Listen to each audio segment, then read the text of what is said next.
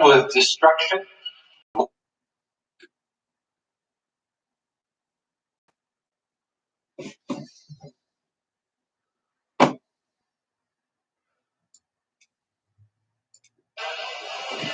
This planet is threatened with destruction, and we who live in it with death.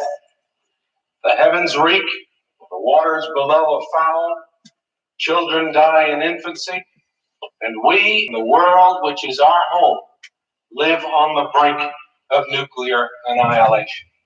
We are in a crisis of survival. This is a CBS.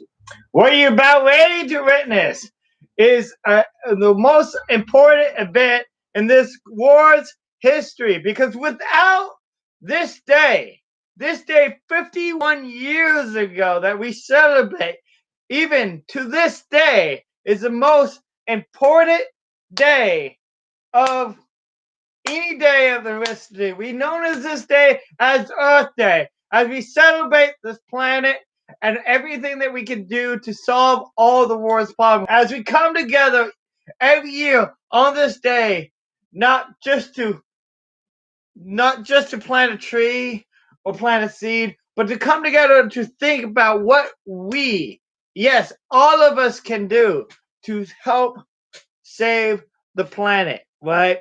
And to solve all the world problems. Yes, to solve all the world problems, whether it be hunger or the environment thing or global warming, whatever problem that we're facing on this planet, that we can stop everything that we are doing and take a minute to come together. As even today that we are making steps forward. 51 years, maybe 100 years later, even when our grandkids are living beyond this planet, and maybe hopefully this planet will be a protected wildlife refuge, that we will still learn to be good stewards of this planet. And this is what we want to do, we are looking back on the history and the news reports of those events of 1970, the first Earth Day, April 22nd, and even the Earth Week that they celebrated in Philadelphia. So we are going to be showing this video today, but you guys are welcome to go to Earth Week on YouTube and check these videos out yourself. But I'm also doing a reaction video to these videos because I feel like everybody needs to see this. Because maybe most of us wasn't alive in 1970 to see this. This planet is threatened with destruction, and we who live in it with death. The heavens reek, the waters below are foul, children die in infancy, and we and the world which is our home live on the brink of nuclear annihilation. We are in a crisis of survival. This is a CBS News special, Earth Day, a question of survival, with CBS News correspondent Walter Cronkite. Good evening. A unique day in American history is ending, a day set aside for a nationwide outpouring of mankind seeking its own survival. Earth Day, a day dedicated to enlisting all the citizens of a powerful country in the common cause of saving life from the deadly byproducts of that bombing, the fouled skies, the filthy waters, the littered earth. As a demonstration, its success was mixed, beyond expectations here, far below there. No one now can know exactly how many took part. We do have an idea how many planned participation: student groups in 2,000 colleges, 10,000 lower schools, citizen groups in 2,000 communities. By one measurement, Earth Day failed. It did not unite. It did attract that broad cross-section of America that sponsors wanted, not both. Its demonstrators were predominantly young, predominantly white, predominantly anti-Nixon. Often its protests appeared frivolous, its protesters curiously carefree. Yet the gravity of the message of Earth Day still came through. Act or die. We begin our report with Bruce Morton in Denver. Place for Purple Mountain's majesty. A place where, on a clear day, the legend said you could see forever. The clear days are fewer now, and instead of forever, the view often stops with haze. Next to Los Angeles, Denver has the best climate in the country for producing smog. In this unlikely seeming place, the air is threatened. Earth Day is a focus for efforts to save it. Bicycles at the state capitol were a Denver symbol. Auto pollution is a major problem here in the country's 17th most polluted city, so high schoolers pedal to show there's another way to travel. The altitude increases car engine pollution output. It doesn't do a thing to bikes. Somebody in the cheerful, disorganized crowd said, "Let's clean up," and the several hundred young people did, scouring the Capitol grounds for litter. Cleanups like this went on in many parts of Denver today. Somebody got a wastebasket from the Capitol and said he must be the only one, but there were enough paper bags to go around. Then they left for the teach-in, bikers on bikes, but hundreds of others traveling on foot. Some sang, some shouted, all seemed to enjoy the day. High schools were not closed, but many announced absences would be excused. Corrigan Plaza, the hall, was arranged to seat 6,000, though some planners predicted a half-full house. In fact, it was better than that. Lots of coming and going, but about 5,000 seats filled. Most were young, but not all. Most were white, but not all. A group who bicycled across the state gave Governor John Love a declaration supporting a cleaner planet, and the governor signed it. The crowd heard calls. So that was really great to see, like, pretty much a lot of so it says that like millions of people celebrated the first Earth Day. Millions of people celebrate the first Earth Day. You see people gather together on bicycles and did cleanups, and a bunch of young people, just like yourself, came together to push forward to get involved. And I've been trying to organize a bicycle day event to ride to support climate change every year on April 19th to support Earth Day. And that's one of the biggest reasons that I push Bicycle Day. I just did a video yesterday talking about Bicycle Day, or the day before yesterday. And Bicycle Day, Earth Day, like, Earth Week. So this is what it's all about, Earth Day. And we are going to be doing hopefully some videos about what is our country doing for Earth Day this year, which I hear that they're doing actually a lot of really great things this year. Our president and maybe the thing is. So I'm going to be looking into that. You guys want to send me some links, because, it's important. Everybody needs to be doing their part. That's what Earth Day is all about.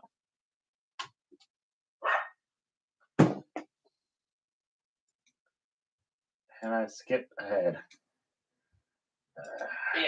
The crowd heard calls for revolution, calls for working within the system. Earth Day's founder and co-sponsor, Senator Gaylord Nelson, offered a more specific plan.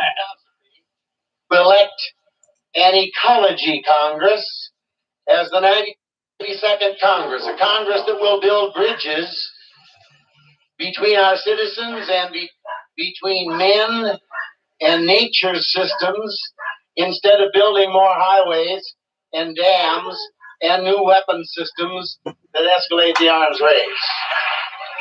The environment is all of America and its problems. It's the rats in the ghetto. It's a hungry child in a land of affluence. It is housing that's not worthy the name, and neighborhoods not fit to inhabit. Environment is a problem perpetuated by expenditures of tens of billions of dollars a year on the Vietnam War, instead of on our decaying, crowded, congested, polluted urban areas that are inhuman traps for millions of people.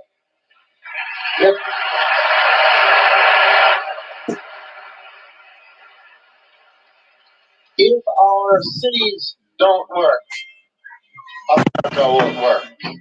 And the battle to save them and end the divisiveness that still splits the country won't be won in Vietnam. Unlike the war and civil rights. So, hi Michelle, we are watching the Earth Day video. Okay.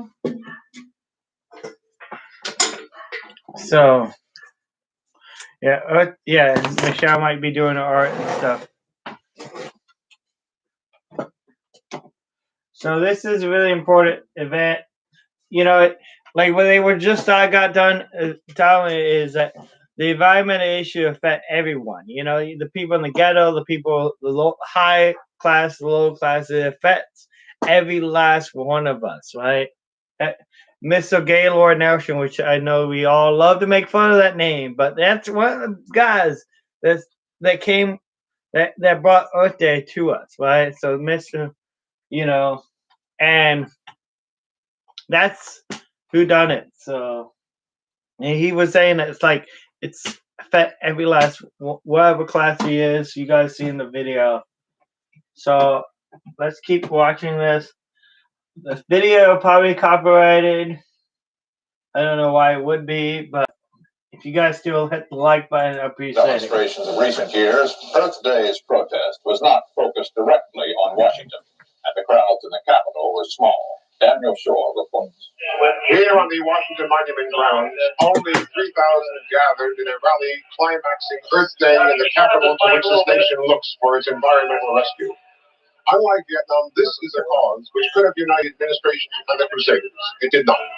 Mainly, they went their separate, polarized ways, as the events since this morning showed. Yeah, there'll be no pollution in that land. Be no pollution. Be careful. What are those? Are those mainly for government workers, but it drew fewer than 100, even though the Office of Education gave its staff time off to attend and provided a drawing card by Assistant Welfare Secretary James Farmer. The garbage, the trash, the carbon monoxide, the junk. Who suffers most from it if it is not the poor? And so the poor, especially the ghettoized poor, the black and the brown and the red, stand to benefit first from any successes in cleaning up the environment. An establishment rally was not where the action was, it was among the students. About 1,000 of them marched, their first target, the federal establishment, the form of the Department of Interior.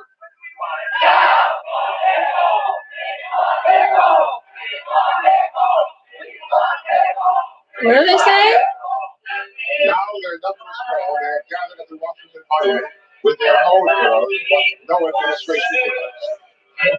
We've done defoliants on Vietnam at the rate of 10,000 pounds a month. And in the last fiscal year alone, we blackened 6,600 square miles. We cannot pretend to be concerned with the environment of this country or any other country, as long as we continue to engage in a war in Vietnam or a similar war in Cambodia or Laos or anywhere else. But even if that war were over tomorrow, we would still be killing this planet. We are systematically destroying our land, our streams, and our seas. We foul our air, deaden our senses, and pollute our bodies. And it's getting worse. Tens of thousands of people will soon die in Los Angeles in a thermal inversion that's probably now inevitable. And there's not a single instrument within the existing order that is stopping the poisonous flow of traffic into that system. That's what America's become. That's what we have to challenge. It was from Washington that 25-year-old Dennis Hayes started to organize this nationwide thing. And it is here he has returned tonight to say that this thing is now a movement, and like Vietnam, an anti-establishment movement. Daniel Shaw, CBS News, at the Washington Monument. Wow. So, and it's crazy how much of this is still true to the today. It's crazy to know that, think about that, how little has we learned in the last 51 years. And, And what is that one? I'm trying to find the internet right now, but I remember there was like a really big debate, even between these two guys I know on Facebook, like several years ago, about those emissions from airplanes that are like cancer causing, and then the chemicals fall on us or whatever. yeah, I mean, there's a lot. What is it called? Do you remember? I don't know, but I mean, the most important thing is that we need to do our part to protect the environment. I mean, we definitely made a lot of strides, and we definitely think about the environment. But I feel like we still we could literally our planet is dying right now, right? Because there's not enough work that we're doing. We slowed because of right there. We slowed down the progression of the environment, but we did not stop it. You know, we did not stop the you know the same issues that we faced 51 years ago is a very similar issues to what we face today, and probably going to be a very similar issues that we're going to continue to face. So we're going to have to. That's why every year Earth Day is always going to be important, and because we got to keep working on these problems and working on ourselves.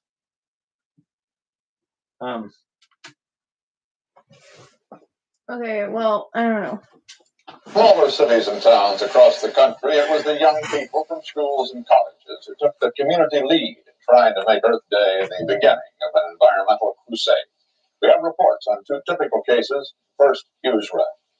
Albion, Michigan, population 14,000, calls itself Manufacturing City, USA, which is somewhat ambitious. But the town does have a problem: iron foundries, and not all of them have installed anti-pollution equipment required by state law. Albion also has the usual look of America: trash and junk along the roadsides. Not as much as bigger cities, but still too much. But today is Trash Wednesday, as the students at Albion College call it, and people from just about every section of the community have turned out to clean up their town. These students are cleaning up a small area along the Kalamazoo River to make it into a park. Once the lot is cleared, the city has agreed to make the space into a park. The cleanup leader is Walt Pomeroy, a geology student at Albion College. I visited Albion College. So you organize demonstrations or picket lines against the factories? With cute memory. No demonstrations per se. I miss visiting colleges, and Western was an interesting experience too. Because we're afraid that if we picketed the factories, that we would actually turn the community against us. And they have been able to sit down and discuss this with us, as we have been able to on a college campus. The Albion students may not be demonstrating, but they still manage to make a lot of noise. Oh, this is one of my favorite parts. All that scooping labor at the vacant lot. The idea is to squash the cans so they're easier to pack for shipment back to the companies which made them. This looks like so much fun. Non-aluminum cans because they aren't melted down and reused. The aluminum cans will be sold to a local scrap dealer. Hey, someone just asked why you look so sad, Erick. Are you sad? Yeah, I'm sad because nobody really care about Earth Day, and nobody really want to help me with these Earth Day programs, and nobody cares about the planet no more, and everybody wanted to destroy the planet. Nobody want to help me do anything, and I feel like I'm can't do anything by myself, and I feel like that don't matter what I can do, I can never make an impact on society, and that I never gonna make, and that's the whole reason I started this YouTube channel. This is the whole reason I got on social media in the first place, is because I wanted to make a difference, because I wanted to make a difference in the world, right? And that's why I'm feeling sad, because I feel like, I don't know, I feel like I'm not really making too much progress, especially this year, because of everything that's going on. So that's why I'm sad and unhappy, because I feel like I want to be doing more for the world, more for the environment. And I feel like I even went to, a few years ago when I was running for president with Squaggy 16, the guy was running for president. We stopped by Washington, D.C., and I'm like, well, one of the things I wanted to go to the Earth Day Network headquarters. So I walk up, I went to the address of the Earth Day Network headquarters, right? There was no signs. There was no indication that they even have the right building. It's like the SS when we went to the Social Security office. So we had to go in the building, look on a little register, and go up elevator. And And that's when we finally found the Earth Day Network. There was one person in the entire office working. The entire office of the Earth Day Network in DC, literally the headquarters. There was like literally one person there, right? When I was there on election day. And I told them that I want to do Earth Day festivals. I want to organize Earth Day festivals. I want to help do Earth Day festivals. And I tried to meet with them and they say, well, we're not really doing any Earth Day festival. I'm like, you guys not even doing Earth Day festival here in Washington, D.C.? Like, no, we don't really have a budget for it. Maybe we'll have one in like a few years, in like 2020. And guess what? The coronavirus hit, and I'm sure they didn't have their one. And it's like, really? The Earth Day Network, with a name like the Earth Day Network, you think the guys it will be a network of Earth Day festivals, but yet they're not really helping organize or promote anything as far as Earth Day. They kind of like, I don't even know. You know, they only want a few people working in a very small office in DC, and it's like, it's really heartbreaking to see that. That's such a small office that nobody really cared about the environment. The EPA people are more angry about the EPA than excited about what they can actually do for the community. You know, people are like, you know, anytime you bring up the EPA, you got a bunch of people that are like, why is the government telling us what to do? And I'm like, well, the government shouldn't have to tell you what to do. You should want to help save the planet on your own. And that's what with the whole idea behind Earth Day is help bring people together without necessarily the government forcing you to take action, or us, the people, forcing the government to take action, because it's literally every one of us got to make the change, right? It's not the people got to force the government to make change, which, yes, we do need to do that. And also the government do need to force some people to make change because, you know, people are still not going to listen. But but what the most important thing is before all that take place is that we must take the time to educate each other. We must take the time to educate each other and to come together and work together to solve the issues together, right? And that's the most important thing. That's the most important thing. And I feel like every year I try to promote Earth Day, even no matter how much money or how much time I dedicated to this, it's not ever going to be enough. Well, there is a thing that you can sign up for instance. Actually, there's several things, and I was trying to sign up for them. One of the things was bike riding for global warming, or climate change research. There's different things you can do, and that's one example. But okay, what? Yeah. And you know, there's some bike riding and stuff, and and I definitely try to sign up for some of these, and maybe we can look into some of it.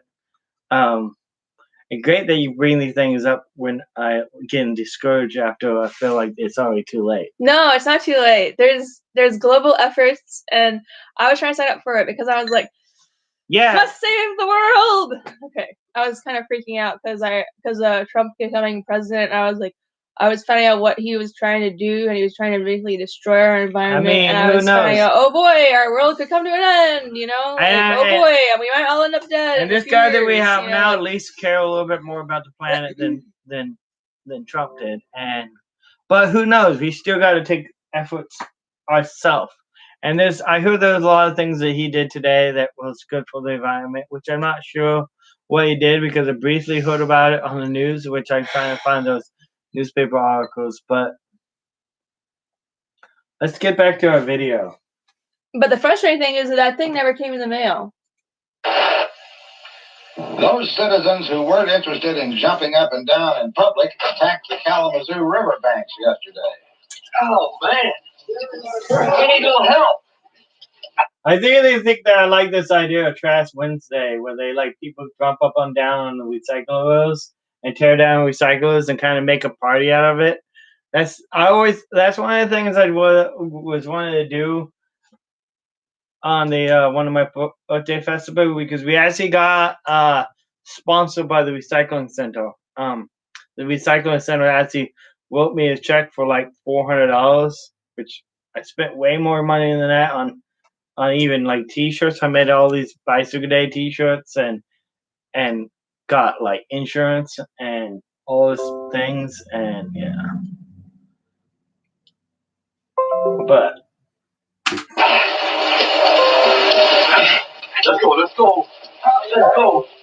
And even some of the youngest citizens of Albion got involved in Trash Wednesday. Kindergartners and first graders in a predominantly black school darted around the school grounds picking up just about everything in sight, including a lot of dead leaves. That wasn't exactly the right idea, but they certainly had the right spirit. What's this all about? What are you doing? Huh? Why are you picking up the trash?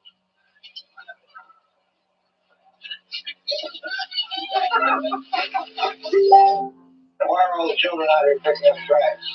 Because we want to have our school clean. We want our city clean. And that about summed it up. It looked, exactly. We all just want to have our city clean. At least we should want to have our city clean. Like, why wouldn't we want to have our city clean? So, so I want to talk about my experiences putting on Earth Day, that's really important, because like every year for the last decade, right? 2011 was like my second or third year of putting on Earth Day. And the first Earth Day was actually in Colorado Springs, down that park downtown called Acacia Park. And I think that's something like that. Start with the A, and it was like right downtown across the street from the school, right? And the school did put on like their own like farmers market, where they have like a bunch of people came with booths and stuff. Did like that weekend before, but I wanted to do something like a event with bands and everything, was like more open to the public. There was it just for the students of the school or whatever. So I did a Earth Day festival. A guy came with like a 3-wheel motorcycle that he built out of a golf cart that went like 45 miles an hour.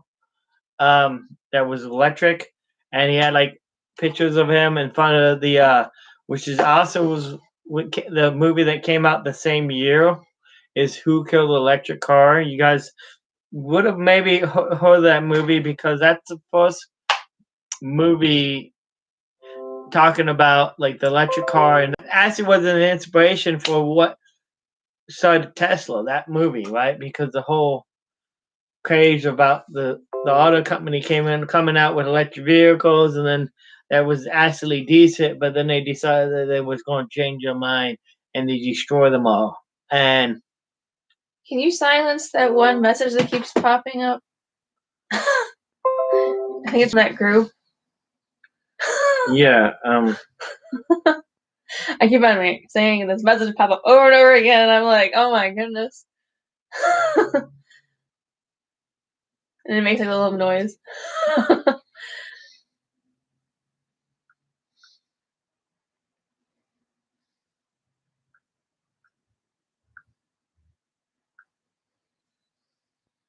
So yeah, I'm on vacation, but that's what I've been.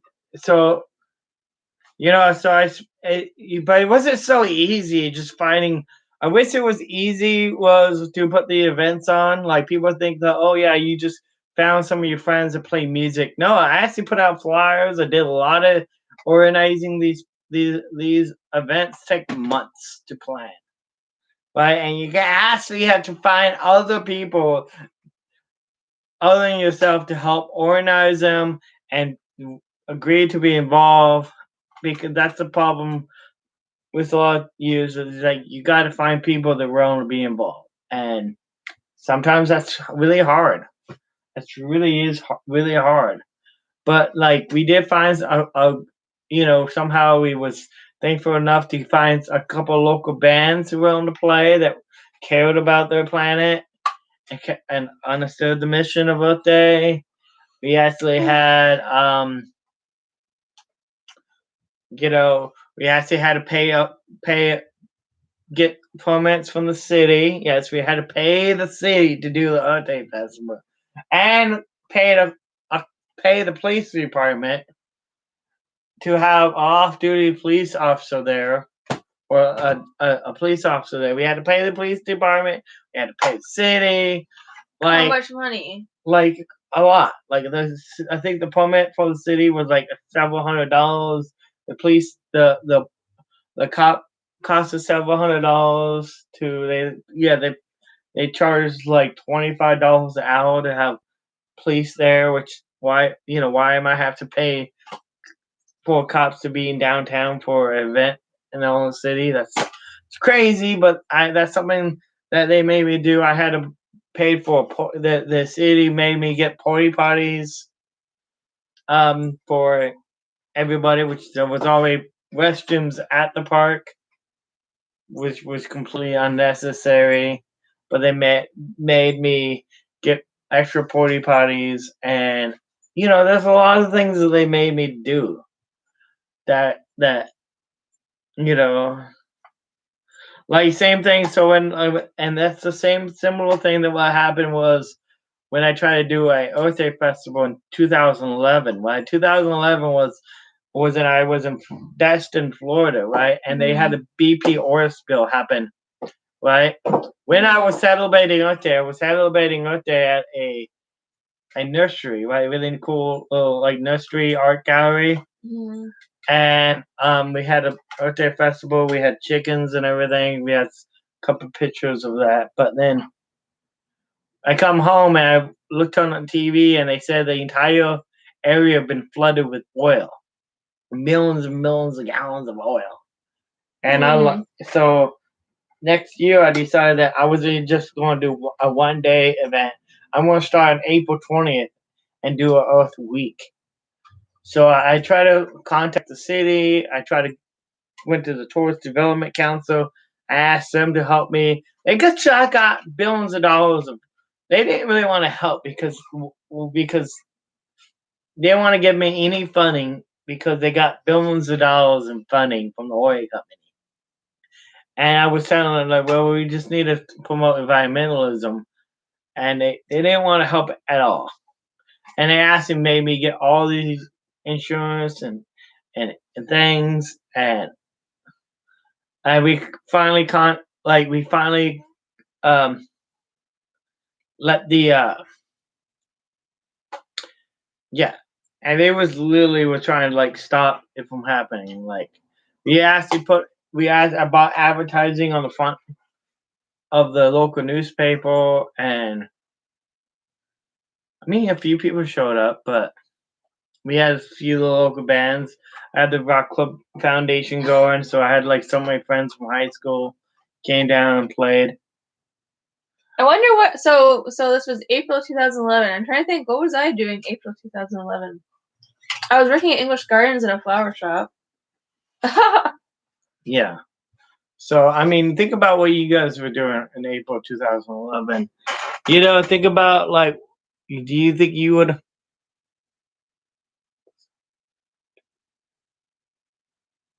I know, like the money was actually there was money dedicated to cleaning the spill, but there also was money that the oil company had to pay towards the tourist development to help bring like visitors back to Florida and to host events for the city. So that's what the money was there for, to actually do community events. So what they rather do is they spend money on like events that wasn't really that helpful to the community. That was more or less like, let's just party, get drunk, and have a concert. Let's just do a concert. That's not really helping anybody. Was it? They better spend money on concerts than actually like good causes. So maybe I should have just told them that I was doing a concert, and it was Earth Day, and I probably would have gotten farther. Wow. That just happened to be on Earth Day.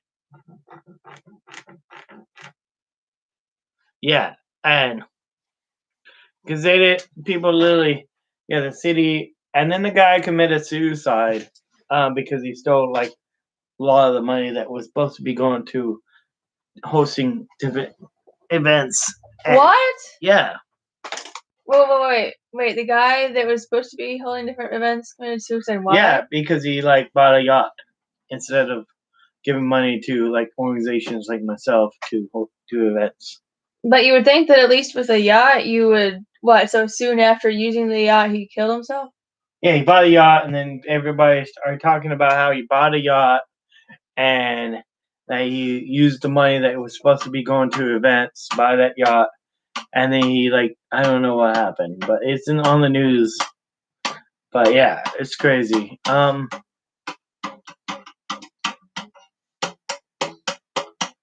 Yeah, and so I've been always trying to do a Earth Day Festival every year. And it's just hard because I can't find anybody is willing to actually help do an event for Earth Day. So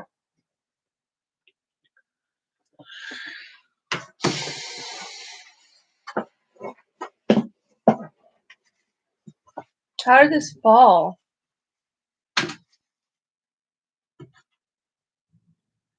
well, now we got time to turn the TV back on because some reason it turned off. Really? Isn't anything that nature itself is done. When you look at nature, you're going to find it's a pretty beautiful thing. 28 boys and girls from Council Bluffs, Iowa were out early this Earth Day morning. They're members of Mrs. Willard Hopper's 6th grade science class, bright, full of answers, another triumph of hope over experience. They took this early nature walk to a high bluff overlooking Omaha to observe firsthand what has been wrought on the land. Boys and girls, will you look down here? When I was a little girl, we used to swim in the lake down here, but it became so polluted that we can't swim there anymore. All right, now, see the plane going over in the airport, right over from in there, you can see the two types of pollution again. Air and noise pollution. And you can see it over in the area over there, back over in here. And I think it might be a good idea then for us to just give it a little bit of thought. Karen, Jill. Are you going to sing our song? Judy. All right. This land is yours. This land is ours. From California to New York. From Redwood Mars to the Golden Mars. This land was made for you and me. All right, now if it was made for you and for me, then I think it's our responsibility to take care of it. So I want you to take a good look at it before we go back. At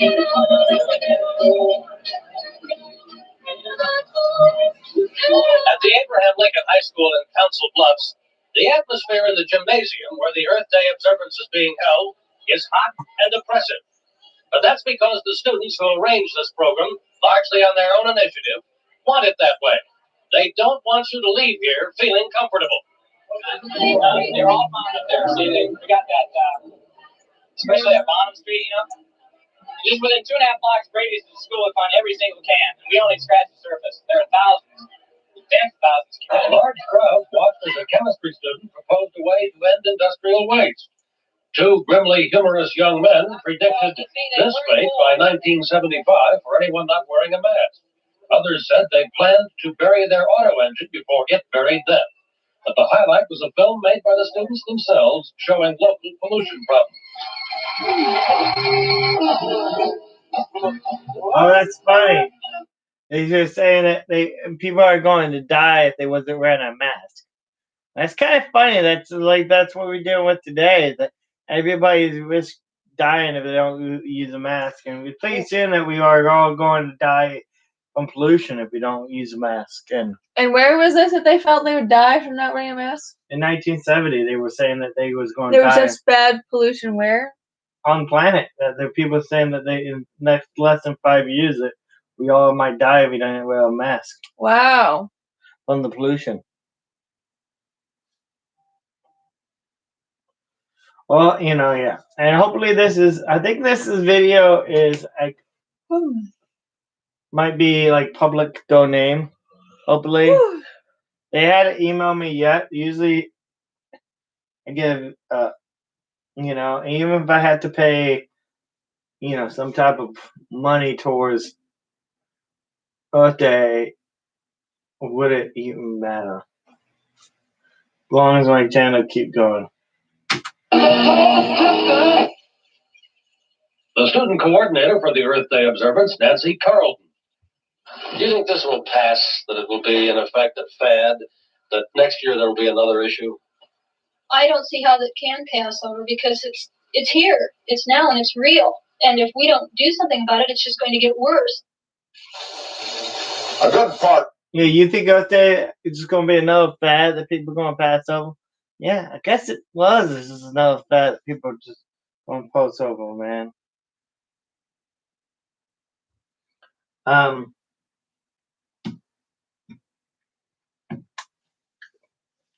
And yeah.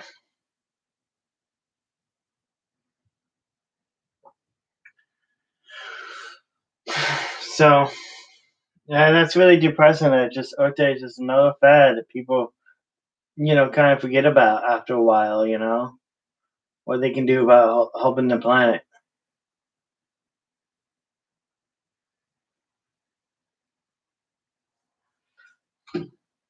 Part of the effort to make this Earth Day a success was concentrated, of course, in the major population and pollution centers.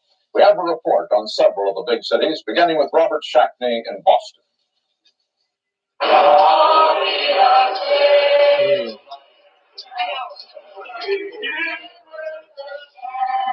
It had been a small and it seemed a thoroughly peaceful, undisruptive demonstration. Students finishing Earth Day with what they called a die-in at Boston's Logan Airport. Coffins to symbolize the problems of airport and airplane pollution. In the name of the Commonwealth of Massachusetts, I command all persons here assembled immediately and peacefully to disperse. It wasn't clear why the state police ordered the demonstrators out, but they were leaving and for no visible reason, trouble. The police charging the crowd, seizing the coffins, pushing those who moved too slowly, and arresting 13.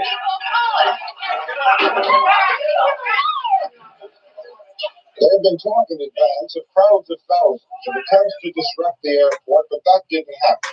This crowd, just a few hundred, it seemed orderly and nonviolent. Someone called for little chances given. People were trying to get up. They were really trying, and Friday, you give me a chance. You could have at the door. Earth Day in Logan Airport. Police Arrests, disorder. Robert Chatney, CBS News, Boston. For 2 hours, fashionable Fifth Avenue was off limits to automobiles and became a crowded pedestrian mall. Autos were banned on busy 14th Street, too, and thousands of persons jammed into Union Square to attend an Earth Day rally. The square hadn't looked this clean in years, with volunteer help doing the sprucing up.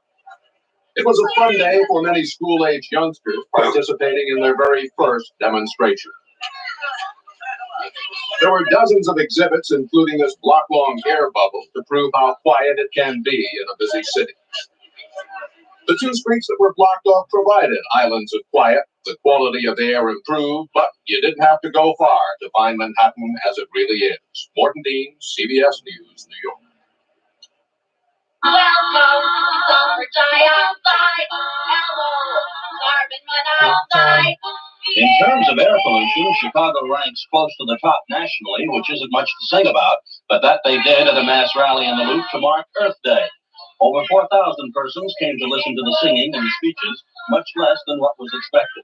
Among the recommendations to improve the environment, the establishment of pollution courts to quickly try offenders, and the elimination of the internal combustion engine, a suggestion no doubt aimed at purifying the city's often choking atmosphere.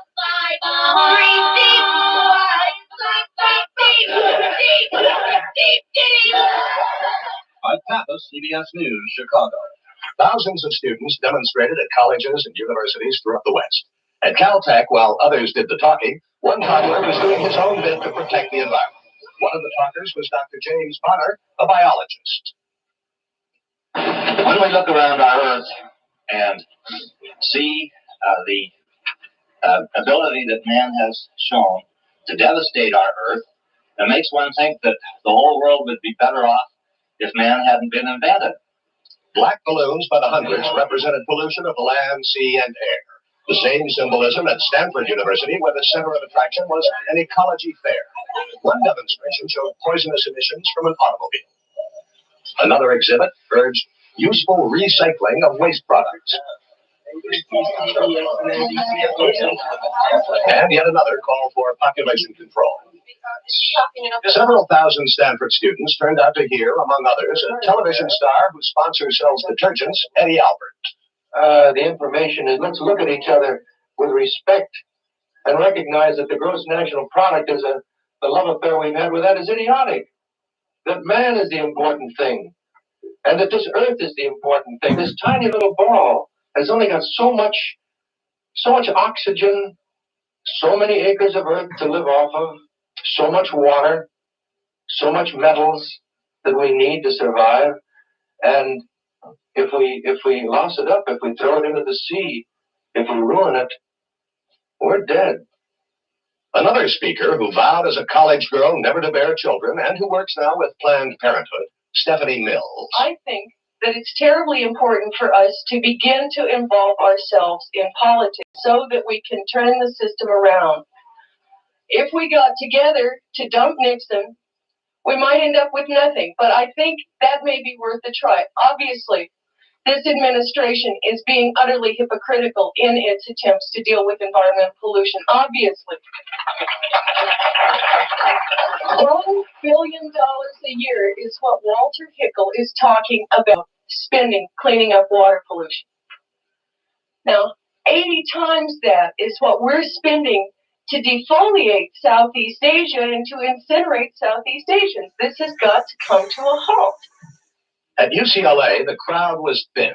Those who were there heard a school teacher and her fourth graders sing about pollution.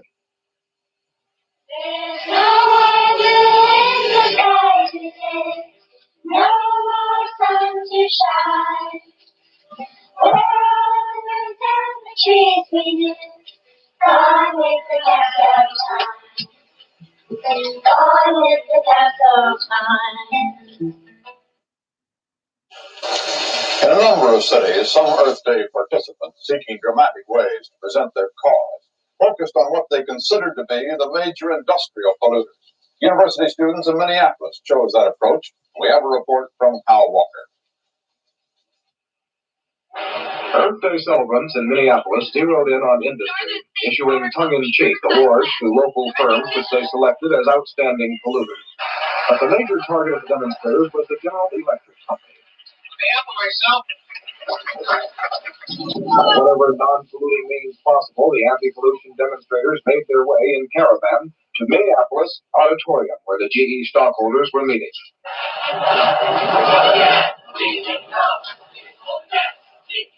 Denied entrance, the players gathered outside, shouting anti-company slogans and challenging GE officials on their firm's defense contract. We can't produce weaponry anymore. We're killing ourselves. We're not killing our enemy. We're killing ourselves. We're dying from within in this country. I realize. We're polluting ourselves to death. We're misusing our fossil fuels, our unrenewable resources. We have many problems. And I think we're in General Electric because aware of them as anybody. We have to decrease our consumption of electricity because most of our electricity is produced by the burning of fossil fuels. I'm sure there's nothing I can do to change your opinion. Unable to confront the stockholders directly. Alright, well, I don't know where you put the other last week. Again, GE came under attack. The General Electric stands high on the list of those institutions that have constituted our overconsumptive and plant obsolescence culture. It is the fourth largest corporation in the world. It's the second largest defense contractor in this country.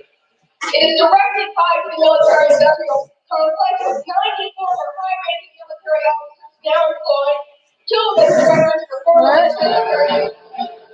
To land-basing industry, the anti-polluters prepared for burial electrical appliances, which in their estimation are both unnecessary and contributors to pollution.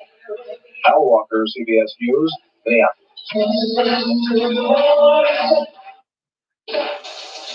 Most participants in Earth Day were white.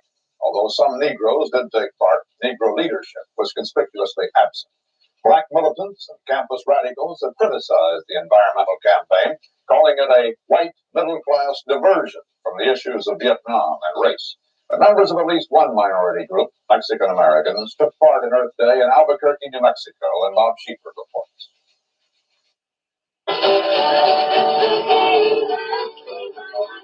They gathered here in an atmosphere of fiesta, many of them dressed in native folk costumes and listening to a strolling mariachi band. But beneath all the gaiety, there was an undercurrent of cynicism. This is Paredes, for the poor people of Albuquerque. And to the young Chicanos who organized this rally, the environmental crisis is a very real and a very personal issue.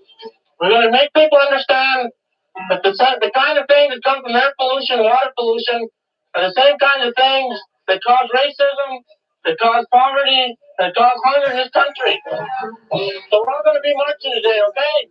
Unidos, marchemos, unidos venceremos. ¡Viva la raza! ¡Viva! The march moved out and snaked through the city's worst poverty area. There were young people mostly, many from the University of New Mexico on the other side of town. The Chicano Student Organization had endorsed the environment activities on campus, but they contended the real crisis was here. They carried signs saying "Free the brown people" and "Chicano power," and they followed a route seldom seen by outsiders. It's a neighborhood of dirt roads, outdoor plumbing, and adobe houses. The city's waste disposal plant is a few blocks away, and on windy days it covers the area with a choking gas. Eventually, the city hopes to correct it. The turnout was a small one, no more than 300 by police count. The young organizers had hoped for 3,000. Still, they were philosophical about it. Down here, one of them said, life just goes on from day to day. Nobody ever gets too excited about anything anymore. Bob Sheeper, CBS News, in the Paredes section of Albuquerque. Yeah, this is really informational. Really glad we were able to watch this. Yeah, these videos only have like a few 100,000 views, and you know, I think that it's really important people watch it, these videos, because this is like the true history of a day. And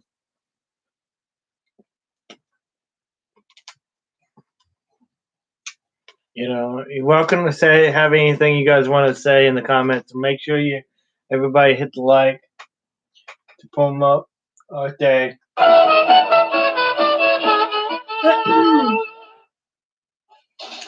Earth Day, this opportunity to take a look at the small space the universe grants us, turned out in some places to be a joke on ourselves. There were enthusiastic demonstrations in New York City today, for example, and at the same time, air pollution reached what officials called unsatisfactorily high levels.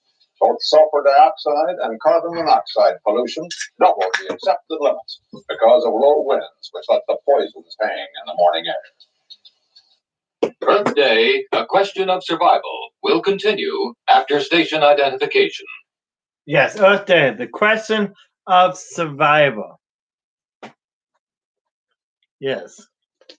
Would we survive if we don't celebrate Earth Day? Would we survive this planet if we don't celebrate? I mean, I think that a lot of people, maybe people are just suicidal. Maybe that's why they don't celebrate Earth Day. They rather kill themselves, you do drugs, and rather I don't know. It's a really shitty world.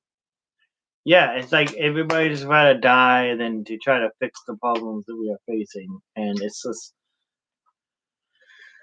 sad. I mean, geez, I know I posted some things that I had done in the near past to try and help the environment, and no one said anything. I was like, well, I guess I feel like I have some space on Facebook, and maybe my posts are too precious to be commented or liked on. Well, people do care about you guys on YouTube. You know, at least we have Allison on here. We got people watching, so hopefully, you know, if you know all the amount of people that hit like, you can see that people do care. One of the biggest Earth Day observances was in Philadelphia, where an estimated 20 to 40,000 persons gathered in perfect weather in the city's largest. One of the biggest Earth Day, this opportunity to take a look at the small space the universe grants us, turned out in some places to be a joke on ourselves. There were enthusiastic demonstrations in New York City today, for example, and at the same time, air pollution reached what officials called unsatisfactorily high levels. Both sulfur dioxide and carbon monoxide pollution doubled the accepted limits because of low winds, which let the poisons hang in the morning air. Earth Day, a question of survival, will continue after station identification. One of the biggest Earth Day observances was in Philadelphia, where an estimated 20 to 40,000 persons gathered in perfect weather in the city's largest park. It was an Earth Day success story, a major demonstration in a major city. But it did not come easily. There were many organizational problems, including a heated controversy over whether to accept financial aid from industries causing pollution. David Cohane followed the Philadelphia story from its start to today's colorful demonstration. Fairmount Park in Philadelphia today is much like a rock music festival as a teach-in on the environment. A few older people, a few blacks, and some of the poor, but mainly white middle-class young people, as much aroused by the music as by the damage done to the environment by pollution. This is Philadelphia on Earth Day. Oh, welcome, sulfur dioxide. Hello, carbon monoxide. Welcome, sulfur dioxide. Hello, carbon monoxide. A song from the worldwide hit musical Hair. It was one of the first hints suggesting that young people were beginning to care as much about the environment as they do about the peace movement and civil rights. Their dream for the age of Aquarius was to let the sunshine in. Let the sunshine in. This is what keeps the sun from shining in on Philadelphia. Hundreds of tons of soot, smoke, fly ash, dust, sulfur dioxide, hydrocarbons, metal fumes, organic matter, odors and malodors on each and every day. And it all comes from places like this, the city's top 10 polluters. Power plants, oil refineries, the city incinerators, chemical plants, coke ovens, smelting operations. And that's just in the air. The city's rivers offer a whole new dimension of pollution. So much noxious waste is involved that some people here have begun to call their city Filthydelphia. But it's pretty much what you would expect to find in any major American city. Public reaction against this kind of thing caused a comparatively small group, mainly college students, to try to put together not just an Earth Day, but an Earth Week to arouse the city about the problems of pollution. April 20th to the 27th. It wasn't a simple job. They encountered several difficulties. The sheer physicality of The first problem for the Earth Week Steering Committee was to find out precisely who is polluting the air and water around Philadelphia and how they are doing it. The fact that the municipal incinerators ranked of local industry, but the city finally came around. Okay, what happened in the city today, this morning, was we met with Dr. Ingram, and he copped to it. We're getting all the pollution information that the city has. Information that's been confidential for the last 4 years.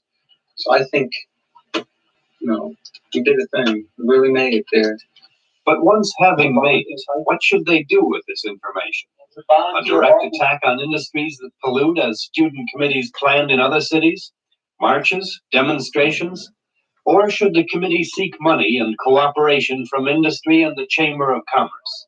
The decision was not easy for a committee naturally disposed toward direct action. The Chamber invited us to a meeting. We spent 3 days here in these offices meeting, trying to decide whether we should go at all. Would we be co-opted by business? By accepting money, by accepting anything from business, would we not be diluting our effort completely? We finally decided to go and see what would happen. What happened was that the Earth Week Committee finally did decide to accept money from the very companies which are polluting Philadelphia's air and water. The business establishment and a student committee. Certainly an unorthodox alliance. So with the $24,000, which we have actually collected, of the $34,000 that's actually been pledged, and the $45,000 that we seek to achieve, here's an additional check to you, Ed, and to Austin, which I'd like to turn over to you at this stage of the game. It was a tentative, rather uneasy alliance. The Earth Week Committee said it would not sponsor marches and demonstrations against the industries. The Chamber of Commerce called off plans for a counterattacking advertising campaign, and the Chamber agreed to encourage its members to acknowledge any of their operations that cause pollution, and to discuss programs for a cleanup. And the Earth Week Committee was left free to publicize the activities of the polluting industries. At one less than successful Earth Week rally at the University of Pennsylvania, some students made clear their objections to accepting money from companies which are polluters. If I remember correctly, around the beginning of the Earth Week meeting, there were talks about trying to have at least one activity during Earth Week centered or somewhere in proximity to the refineries, so that there could be a people's march toward the refineries. And it seems that this has changed, and I'm wondering if there's any correlation between the change and the check from Atlantic Ridgefield. Or is it the Chamber of Commerce? And that comes around to a problem that I think Earth Week has to face up to, which is where do the bulk of their funds come from, and what does that do to their ability to really face up to fundamental issues? But most of the people working to make Earth Week a success were apparently satisfied that the time has not yet come for a direct confrontation with the polluting industries. These young people wearing gas masks to dramatize the dangers of polluted air simply went ahead campaigning for a clean environment. And there were expressions of delight that some 30% of the projected Earth Week budget of $70,000 is coming from businesses. Delight that the money is being used to publicize how these same businesses cause pollution.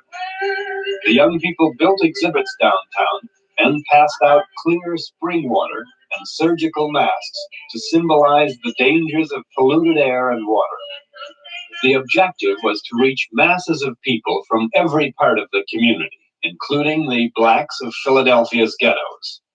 Some members of the black community responded, but attempts to enlist black leaders got nowhere. What the blacks said to us was that by joining you, we fragment our own power base. The head of one of the largest black groups in the city, one of the most powerful black leaders in the city, came to this meeting and said, "You're part of a Nixon trick. You are basically doing what Nixon wants you to do, take energy away from the black issue, take energy away from the war issue, and take everybody's attention onto ecology. You can't be everything to everybody. You'll end up being nothing to anyone." I don't think we are really committed to get involved in Earth Week, up to our necks, because see, we still have hungry children to feed, we still have houses to try to build, and I think we still have a commitment to people that don't really know about Earth Week to try to explain it. I think we're taking the emphasis off the beat up buildings and the whole problems that go along with living in an inner city. So I'm figuring that we don't really have a part in this, because the polluted streams that they're talking about, we've never seen anyway. The trout, I don't know if they're dying. We've never seen that. I know the rats are big here. If we mean polluted sewers, I'm ready to play that.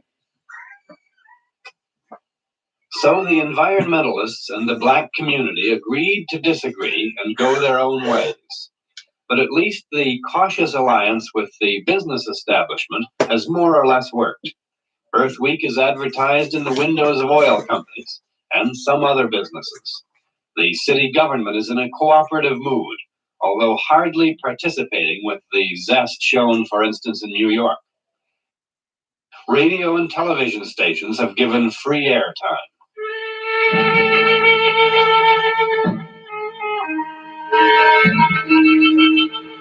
There's a problem about the air, the water, and the earth. It's being ruined. That's what Earth Week is all about.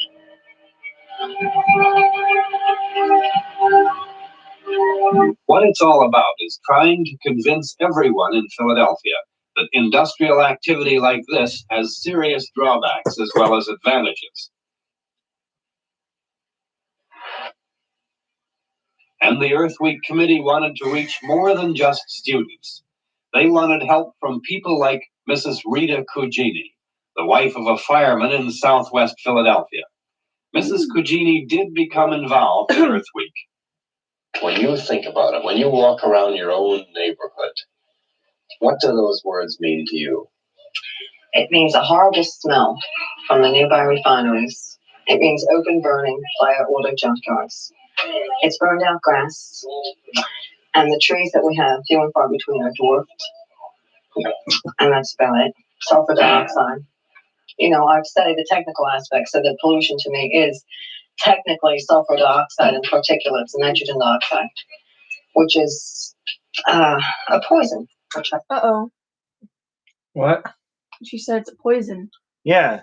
So I want to talk about the how industry is changing the concept of what the problem is. Like right now, we are focused mainly on carbon, right? We're saying, oh, our car is producing carbon emissions, right? Which is definitely is a problem. But back in 70s, they understood all the other things that is poisonous about the planet, and not just carbon dioxide and carbon, right? All these other chemicals that take place from putting fossil fuels and oil and other chemicals, you know, which is still apparent to a lot of the things that we do today, yet not being talked about. I don't think my children should have to breathe. It's bad. It frightens me. Yeah, totally. Poisons in the air. My oldest son wasn't born here. We were farther up north. And that was almost a year and a half, 2 years ago that we moved here. Ever since we have been in Southwest, and this isn't paranoia or imagination, but since we've been down here, he has colds frequently. And my youngest son, who's only a year old, has never been without a cold. You know, a week at a time, 10 days at a time, he's all right. And then the sniffles begin again.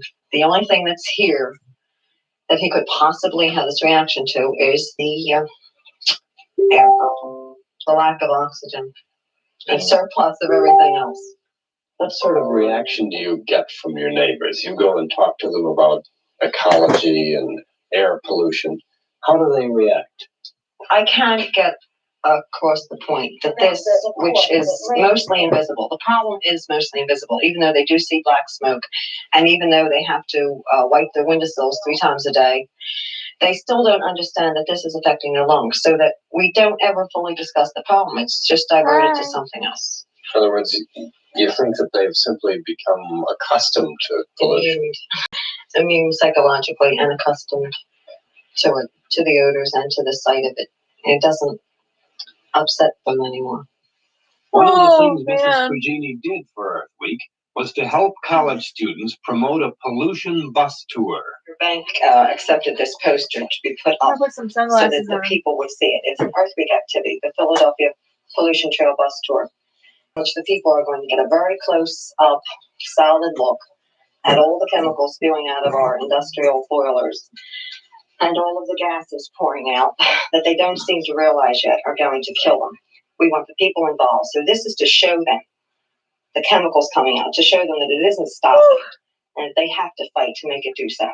It's a very depressing line, but it's meant to be.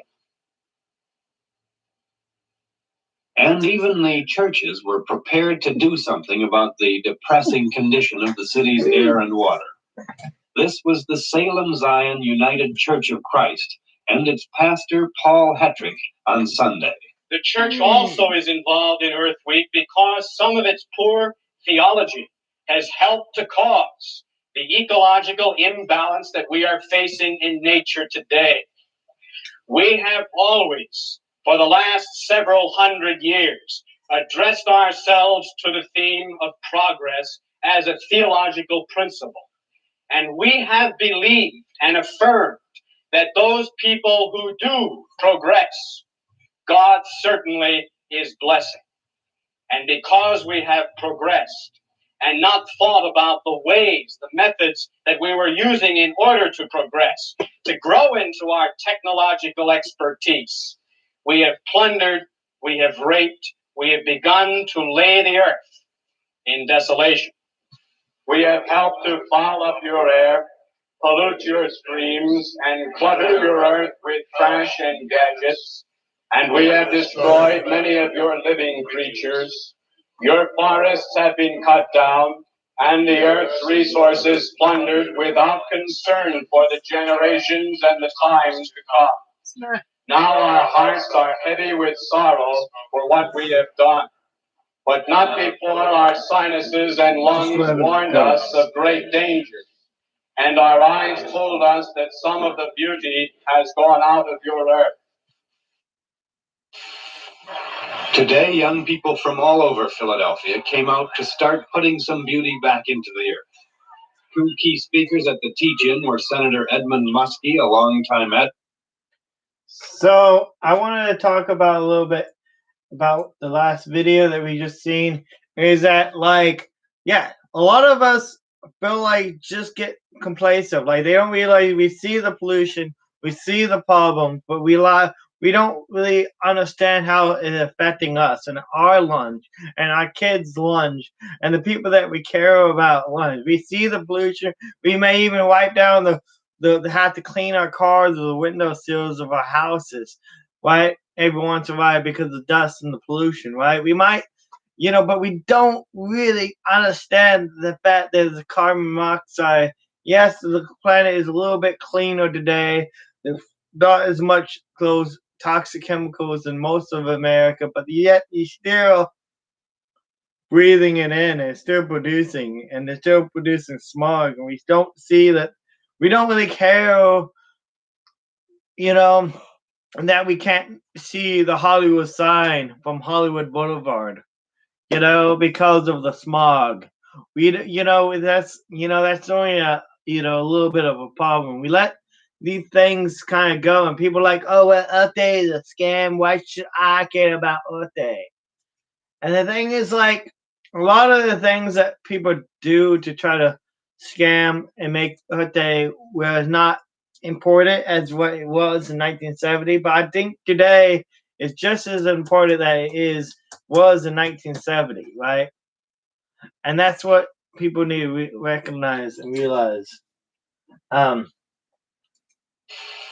not just live with the problem, but to try to solve it.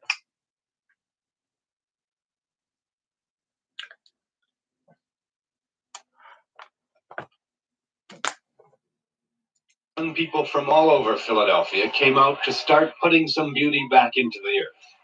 Two key speakers at the teach-in were Senator Edmund Muskie, a longtime advocate of action to reverse the destruction of the environment, and Harvard's Nobel Prize-winning biologist George Wald.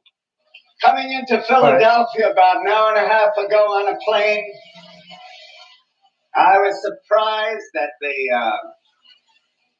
Philadelphia Navy Yard full of ships, and then came a lot of oil tanks, and then came that devastated area. It takes a full-scale bombing to produce the devastation anywhere else in the world that exists in the outskirts of every American city. It's a kind of do-it-yourself devastation.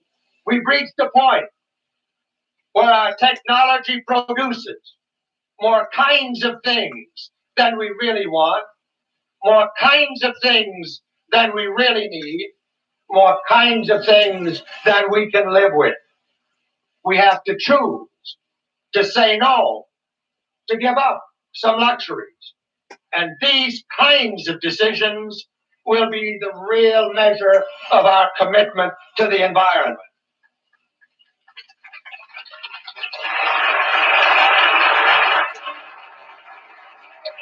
It means choosing cleaner cars rather than faster cars, more parks instead of more highways, and more houses and more schools instead of more weapons and more wars.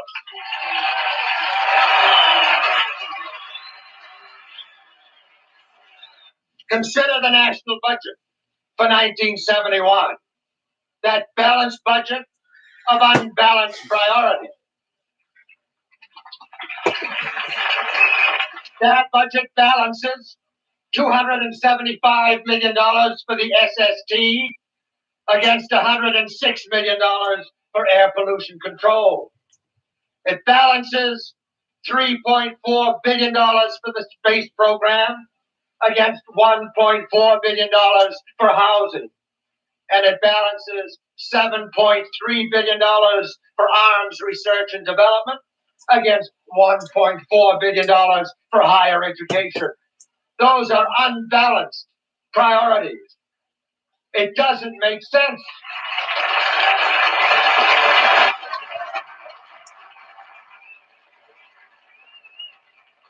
It doesn't make sense to say we cannot afford to protect our environment just yet. It doesn't make sense to say that we cannot afford to fight against hunger and poverty just yet. And it doesn't make sense to say that we cannot afford to provide decent housing and needed medical care just yet. We can afford to do these things if we admit that there are other things we cannot afford. False security we can do without, and prices we are willing to pay. I believe that those of you who have gathered here to save the earth are willing to pay the price to save our environment. The entire celebration of Earth Day in Philadelphia was peaceful and restrained, a moderate proposal for change. But Edward Furia of the Earth Week Committee could give no guarantee about the future. What we tried to do in Philadelphia, and I think we've succeeded, is to try to get a real mass involvement of middle America, of labor, business, of the spectrum of society, which has really been kind of turned off to what students have been trying to do, what blacks have been trying to do. We're involved in a mass movement in the fullest sense of the word. We're trying to get public officials and politicians to think in terms of what is the social cost to society. And if they do nothing, and if this thing becomes a lie, then I think the Earth Week Committee may be replaced by a different kind of committee. Instead of a revolution of values, then the other revolutionaries will take over. A common theme of today's speeches was criticism of the Nixon administration. Time and again, it was charged that White House programs were lagging far behind White House rhetoric. It was apparent that many, especially young people, were suspicious of the administration's sincerity about a better environment. Earlier this week, Russell Train, the president's top environmental advisor, explained the administration's attitude toward Earth Day to CBS News correspondent David Shoemaker. I think the young people, the people who planned this Earth Day, have been anxious to make it their own thing and not have the administration or any government group or industry or anybody else or the universities themselves take it away from them. And we've been anxious to not give the impression that we're trying to take anything away from them either. It is their thing, and that's all to the good. A good many of those outside the administration, though, seem to have a greater sense of urgency. The young people, Congress multiplies administration requests for funds. Are you dragging your feet? No, I think very definitely we're not dragging our feet. Of course, the administration and the president has to speak for more than one interest.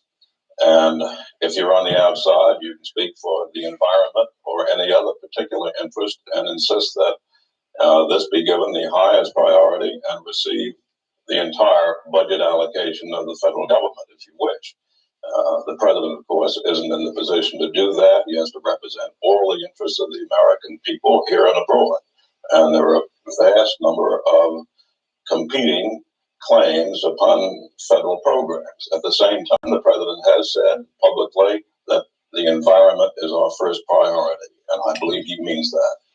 I don't think this is a question here where the administration is at odds with the public on this issue. The administration has made a full commitment to environment. And here again, I would say that perhaps maybe we move as fast as everyone would like us to move. But in the overall, I don't see that kind of a confrontation between the administration and the public at all. This is Dan Rather, CBS News at the White House. The president, as Russell Train says, seeks to avoid any confrontation in the arena of ecological politics. Mr. Nixon this day also avoided any participation. The White House attitude toward Earth Day was one of benign neglect.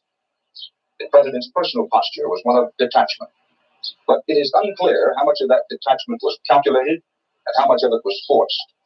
Several weeks ago, the White House invited the national organizers of Earth Day to drop by for a chat. They refused. Christopher DeMuth, the president's 23-year-old assistant for environmental affairs, blames Dennis Hayes, the national coordinator of Earth Day, saying that Hayes was more interested in an anti-Nixon publicity stance than in ensuring that the observance was truly nonpartisan. But many of the president's advisors were arguing all along that Mr. Nixon should avoid Earth Day like poison ivy. They pointed out, for example, that the idea of a national teach-in on environmental affairs belonged to a Democrat, Wisconsin Senator Gaylord Nelson, and, perhaps more importantly, that there is limited amount of money in the federal budget currently for any action on environmental problems. So the president, vice president, and most members of the cabinet stood aside today. Interior Secretary Hickel in Alaska and Transportation Secretary Volpe in Maryland did make Earth Day speeches, and the State Department, at its own initiative, set up an environmental seminar led by the president's science advisor, Dr. Lee DeBridge. I don't think we should hand out money to industry to make better cars, which are non-polluting, or hand out money to industry to install pollution equipment to reduce the pollution of the streams. We must insist that the automobile makers and the industrial managers do these things at their own cost, which they recover through the normal channels of the competitive market. But there are certain public costs. It is clear that public sewage systems are taxpayers' responsibilities. It is proper that taxpayers pay the cost of those through the tax mechanism. While allowing Dr. DeBridge and some others in the administration to make Earth Day speeches, the president would not allow the issuance of any official White House proclamation making this Save the Environment Week or anything of that sort, which struck many supporters of Earth Day as unfair, since the president, in the recent past, has officially proclaimed National Voting Week, Small Business Week, and even National Archery Week. Dan Rather, CBS News, the White House. The White House did issue a statement that today's events, quote, should be a beginning of a new and sustained public commitment to the environment, unquote. Some quarters saw more than coincidence in the fact that Earth Day occurred on the 100th anniversary of the birth of Lenin, the father of Soviet communism. A high school in Boca Raton, Florida, postponed its activities until tomorrow. And the Comptroller General of Georgia, James Bentley, sent out $1,600 worth of telegrams warning that Earth Day might be a communist plot. Dr. Paul Erick and Dr. Barry Common, both biologists who were among the first to alert Americans about the ticking of the environment bomb, addressed Earth Day meetings today. We have an extremely serious world demographic situation. The population situation is bad beyond what any demographer even dreamed of 25 years ago. What about the resource situation in the world? Well, the most important resource to all of us, of course, is food. We have 3.6 billion people in the world today. Roughly 50% of them are hungry in one sense or another. This year, somewhere between 10 and 20 million people will starve to death on this planet. Last year, the same. The year before that, the same.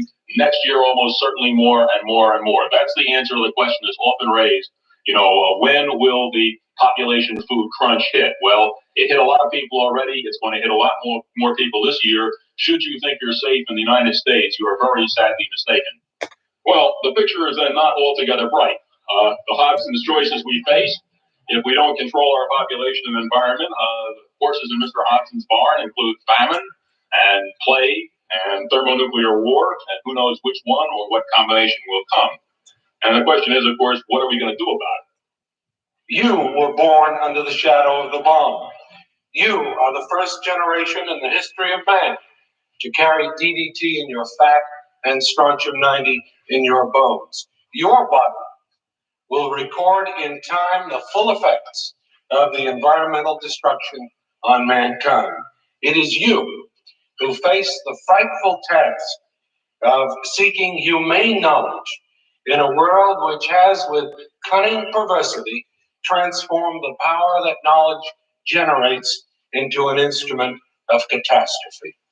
Knowledge is not enough. I think we have to take the knowledge to the people. Let us help them learn what they need to know and what they need to do to decide for themselves the future course of our society. Let's organize a national teach out. Let us begin to learn the facts and teach them to everyone in the community. I think the environmental crisis is a grim and terrible challenge. But on this day, the Earth's new birthday, we accept this challenge. We declare that the proper use of science is not to conquer nature, but to live in it. That to save ourselves, we must save the world that is our habitat. On this day, we shall begin, by our own acts, to dedicate the wisdom of science and the power of technology to the welfare of man. We shall survive. Thank you. The hoopla of Earth Day is over. The problems remain. Only time will tell if these demonstrations accomplished anything. But let's summarize the points that were brought home today to a lot of people who have missed the point so far. For instance, the militants who see all this as an establishment trick to divert attention from what to them are more urgent concerns, like civil rights, like Vietnam. They seem to have missed the point that there are no civil rights or peace in a lifeless world. For instance, the politicians who see this as a safe crusade. They seem to have missed the point that it will involve treading on more special interests than ever in our history. For the first time, they may even have to come out against motherhood. For instance, those in industry who see the crisis as only the hysterical creation of do-gooders. They've missed the point if they haven't heard the unanimous voice of the scientists warning that halfway measures and business as usual cannot possibly pull us back from the edge of the precipice. For instance, the too silent majority. The greatest disappointment today was the degree of non-participation across the country, and especially the absence of adults. And the young people who did participate were in a skylark mood, which contrasted rudely with the messages of apocalypse.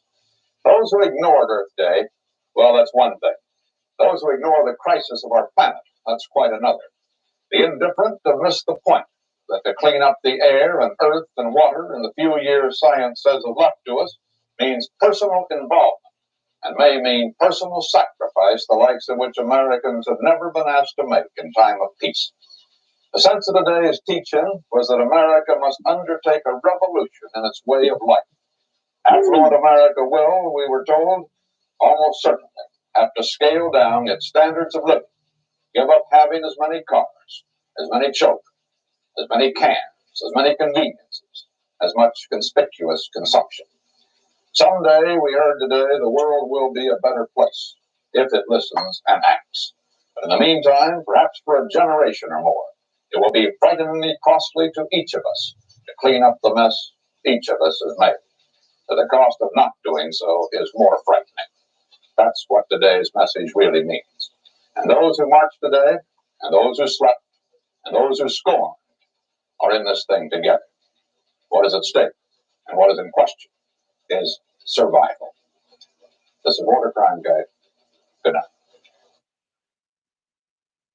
Alright, see, that's the end of the video. This is the last video. Hopefully we learned a lot from this. We're not going to do any more videos since that's the end of the video. Going back up. The hoopla of Earth Day. And, exactly. So, you know, if you don't believe in celebrating Earth Day, that's one thing. But if you're going to ignore the problems of the society and problems of the fact that we need to get involved with our communities and to come together to make the world a better place, that's another thing. You know, that's what I've been trying to do with the Rock Club Foundation for nearly over a decade, right? You know, I've been trying to do that. I'm in my mid-30s, and I've been trying to do this since I was a high school student, trying to inspire people to do things for the community and give back. And that's a really hard, tough agenda. But I ask all you guys to inspire you guys maybe to do your part. Share this video and to get involved as much as you can. Because, I mean, yeah. And if I was able to, I'd be out there having a biggest event that we ever done, seen, and maybe one day I will. These things are important. And I'm glad that now finally electrical vehicles are getting more and more, becoming more and more the norm. The government is starting to pick up and change. People are starting to pick up and change. But even with the new technologies that we're facing, we gotta still understand the problems of those technology that we are coming into, and their problems of that they are facing in our environment. Which, you know, they're not much, you know, that we just gotta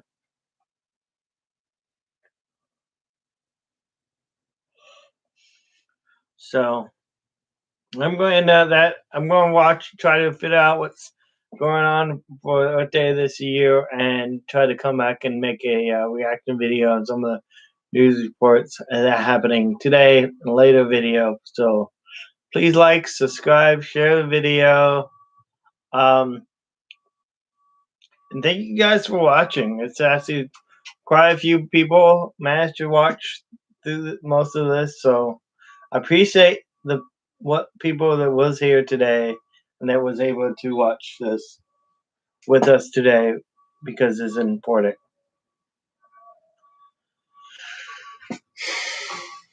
You want to hear this? Yeah. So.